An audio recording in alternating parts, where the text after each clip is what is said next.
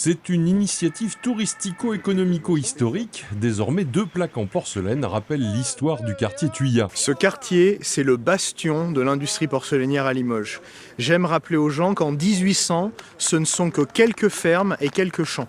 Il a suffi de l'implantation de plusieurs usines pour urbaniser tout le quartier, dresser les rues, les axes.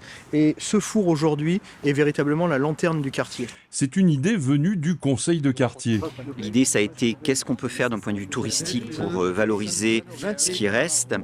Et en lien avec le four des Cassots, qui a repris le four à Villande, qui est le dernier four de la grande dynastie à Villande, il y a eu cette idée de installer dans le parc Victor Thuya, non loin de la station de TCL Céramique, on le rappelle, 2 panneaux qui, montraient l'une des premières usines à Villande, celle de Théodore ici, et qui, d'autre part, dans l'autre espace, montrait le Maloubier, qui a été une usine de la 2e période. À Limoges, il est bien évident qu'il y a beaucoup de traces, et je dirais dans les mémoires, il reste des tas de souvenirs.